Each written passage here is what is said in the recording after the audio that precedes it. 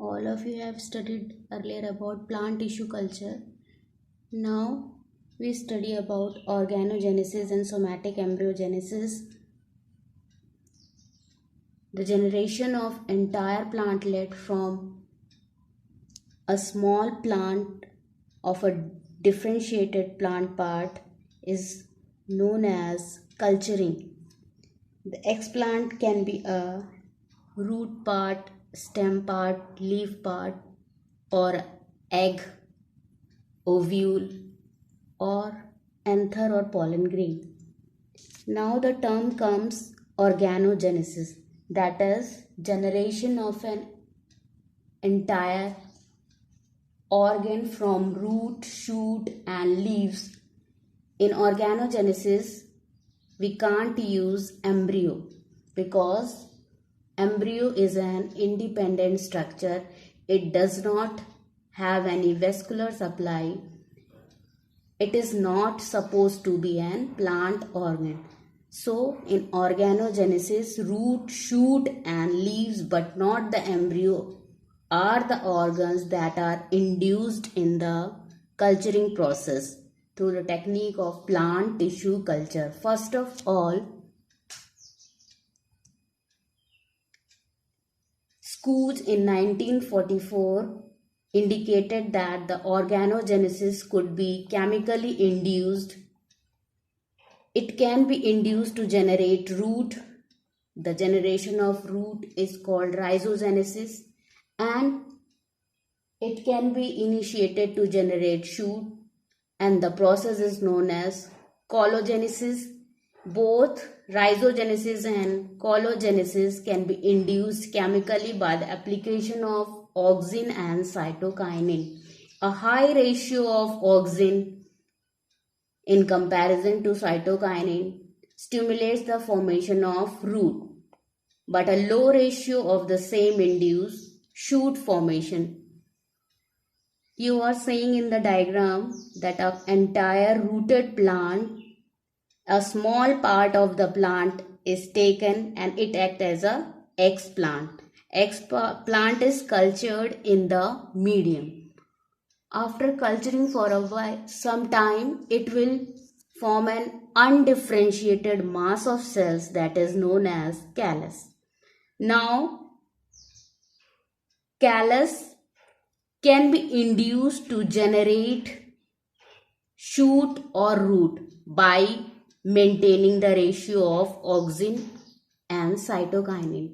If a high ratio of auxin will be used, the root will initiate, and if a high ratio of cytokinin is used, then the shoot formation will begin.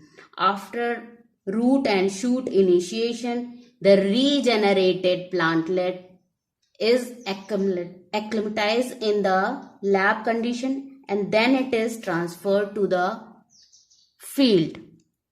Here you can see that the explants can be directly converted into organs, that is shoot or root and then leaves.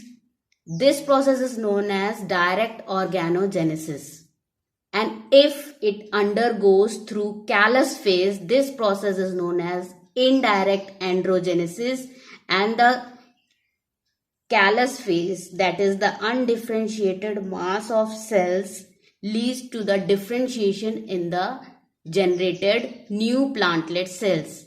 In the diagram, as it is clear that the explant directly generates to form leaf-like structure. Then after rooting, that is on making the ratio higher in auxin, it will start generating root also. Then a root and shoot complete plantlet is formed. Other process is explant undergoes through the callus phase and indirectly generated to form shoot, and that shoot can form embryoids. Embryoids on generation directly leads to the formation of plantlet.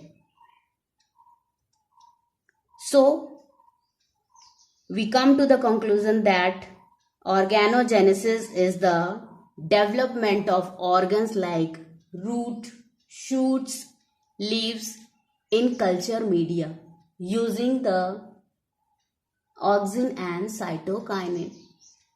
Root, shoots and leaves are the organs that are induced in the plant tissue culture.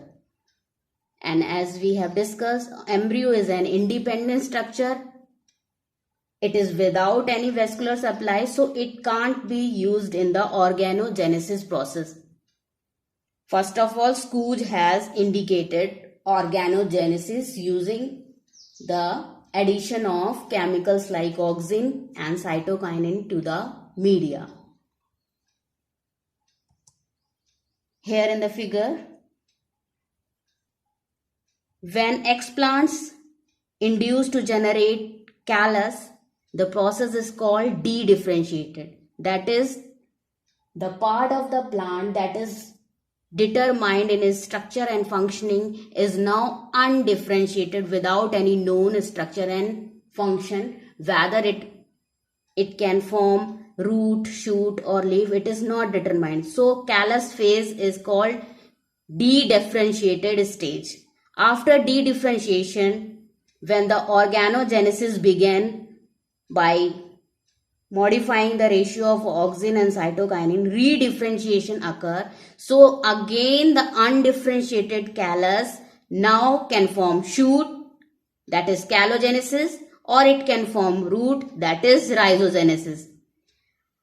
If we have previously formed shoot, then we will transfer it to the rooting media so that we get an entire whole plant. If we have begun with the rhizogenesis, that is root formation, then no shooting will occur further. Here the complete diagram showing different plants, that is the different parts of the plant that can be used as explants in plant tissue culture. That is, it can be an apical meristem, it can be a auxiliary bud, it can be a leaf, it can be a part of a stem, it can be a cotyledon, it can be hypocotyl, it can be a root. All are undergoing through the same process, that is de-differentiation and the re-differentiation phase. De-differentiated phase form callus structure. That callus structure on redifferentiation forms different organs, that is organogenesis. There is two pathways: formation or direct formation of organ, that is root, shoot and leaves, or it may form embryo-like structure, and this process is now called somatic embryogenesis. Any somatic cell is acting like a zygotic embryo. So the structure thus formed is known as embryoid. Embryoid undergo through several processes, that is globular embryo, heart-shaped embryo, torpedo-shaped embryo, and then it is modified and form a plantlet when transferred to the suspension culture. So in the plant tissue culture, there are two ways of generation. One is organogenesis and another is somatic embryogenesis. It can occur directly without callus phase or through the intervening callus phase, and when it undergoes through callus phase, it is indirect process. Now we come to somatic embryogenesis. Somatic embryos, as I have discussed earlier, these are nothing but the embryo-like structure, zygotic embryo-like structure formed from the somatic cells. Somatic embryos are thus called embryoids, and it is initiated by inducing embryogenic cells within the preformed callus or directly from pre-embryonic determined cell without callus phase. It can also be included into two, that is by callus phase or without callus phase. When we include callus phase, then the modification can occur. Callus phase is a dedifferentiated mass of cells. Now, somatic embryogenesis. The picture is clear that the zygote that is undergoing several stages, that is, it is first forming a globular shaped embryo, then it is forming a heart shaped embryo, then it is forming a torpedo shaped embryo, and then that embryo completely forms the entire plantlet. First a single cell, then a number of cell divisions, and this cell division lead to the formation of cell clump. This cell clump, in the presence of culture media, initiate to form embryo-like structure that are called embryoids, and that embryoids first entered the globular stage, then heart-shaped stage, then torpedo stage, and then forms the complete plantlet. So, somatic embryogenesis can be initiated in the two ways: by inducing embryogenic cells within the preformed callus, or directly from the pre-embryogenic determined cell without any callus phase. In the first case, embryoids are initiated in callus from superficial cell, where cells contain a large vacuole, dense amount of cytoplasm, large starch granules, and the nucleus. This picture makes it more clearer. Direct somatic embryogenesis without any formation of direct, that is without formation of callus. Diagram A is representing that it is generating from the wheat genotypes in vitro culture, and the mature embryo initiate directly to form shoot and root primordia without any callus phase. The entire plantlet is shown in the diagram D. And another next stage is the indirect somatic embryogenesis. The entire plant, and from the entire plant a flower bud is taken, and from the flower bud the filaments or anthers are taken, and then it undergoes through the callus phase, and the structure thus formed, that is somatic embryos. Somatic embryos are now multiplied in the culture media, and they generate the entire plantlet, and the entire plantlet after acclimatization is transferred to the field.